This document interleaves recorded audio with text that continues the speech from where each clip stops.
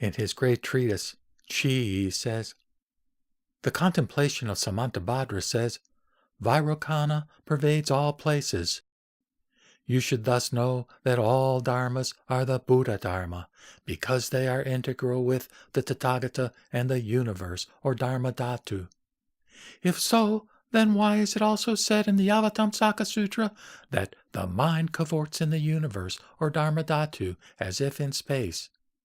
And it says ignorance and enlightenment, or darkness and light, are indivisible from ultimate emptiness. The reason is these statements are made from the perspective of emptiness, but ultimately emptiness is indivisible from non-emptiness, and is also neither emptiness nor non-emptiness.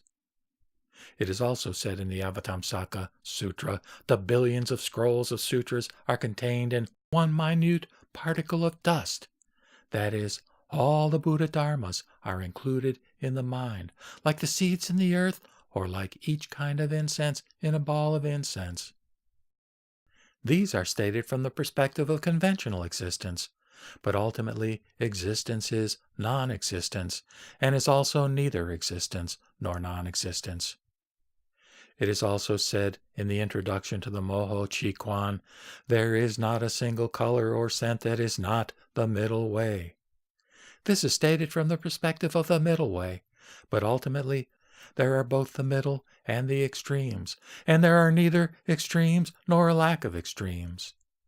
Thus, the threefold truth of the perfect integration of emptiness, conventionality, and the middle is complete and is not extinguished. You should not cling to words and thus tarnish the perfect teaching and falsify this noble meaning. If you are able to understand this meaning, then you will know that when a single thought moment based on sense organs and sense objects arises in the mind, the sense organs, each, at least potentially, contains a myriad aspects of true reality. And it is the same for the sense objects. When a single thought moment arises in the mind, it also contains a myriad aspects of Dharma stores. The encounter of the Dharma realm of the Buddha, that is, the sense organs, and the Dharma realm, that is, the sense objects, gives rise to the Dharma realm of the mind, that is, consciousness. There is nothing that is not the Buddha Dharma. Samsara is indivisible from nirvana. This is called the truth of suffering, understood correctly in terms of the perfectly integrated threefold truth. Going back to a couple of comments by Swanson, the translator, he references the phrase that Vairocana pervades all places from the contemplation of Samantabhadra, and he says this text was considered in the Tenchai tradition to be a sort of appendix to the Lotus Sutra, and, together with the Sutra of Immeasurable Meanings, forms the content of the Threefold Lotus Sutra. It has been translated into English as such and published by Weatherhill Kosai, 1975, where the full phrase reads, quote, Sakyamuni Buddha is called Vairocana, who pervades all places, and his dwelling place is called eternally tranquil light. Well, this is very interesting because Vairocana, again, is considered to be the supreme Buddha within Shingon or esoteric Buddhism. And as many of you will know, this contemplation of Samantabhadra text that's being referenced here is the third of the threefold Lotus Sutra.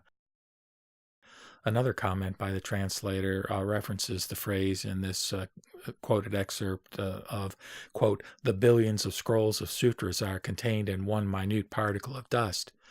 He says that this phrase is found in the Avatamsaka Sutra, which of course is the great flower garland sutra, the wonderful, extensive sutra, the Mahayana Sutra that talks about the whole dynamic of interpenetration within the universe. In any case, he says that this is repeated in the following verse, quote, these scrolls of sutras in the great trilokasm exist within one minute particle of dust. All of the minute particles of dust are likewise. At one time, there was a person who appeared in the world who achieved penetrating wisdom, completed and perfected the pure divine eyesight, and perceived these scrolls of sutras in a minute particle of dust. He then had the following thought. How can it be that these vast and great scrolls of sutras exist in a minute particle of dust, yet not benefit sentient beings?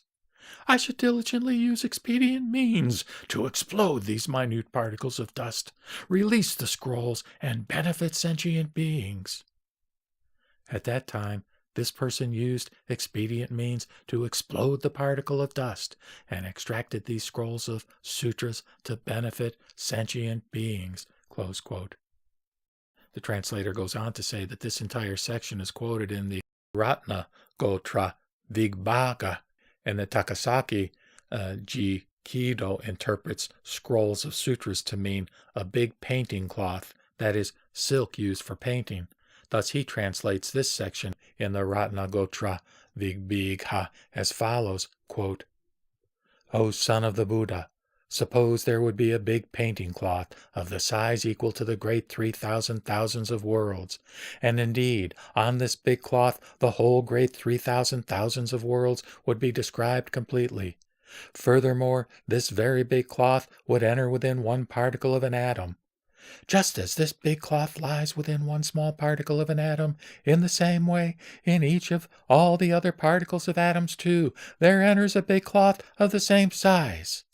Suppose there appeared one person, well learned, clever, intelligent, wise, and possessed of the skill to approach there, that is, to the big cloth, and his divine eyes were perfectly pure and clear.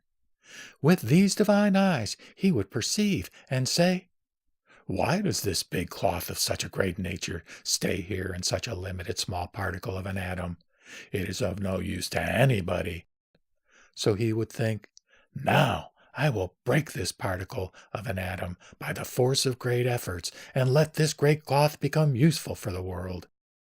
Then, producing the strength of great efforts, he would break this small particle of an atom with a subtle diamond, and would make the great cloth useful for the world, as was his intention.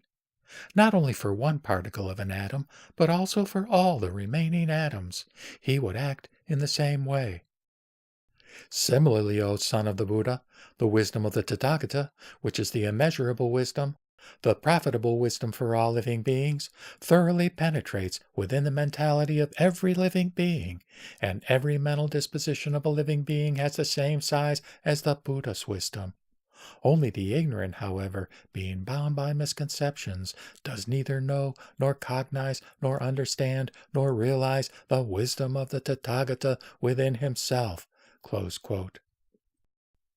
In any case, the translator says, the point for Chih-i is that all is included in the tiniest speck of reality.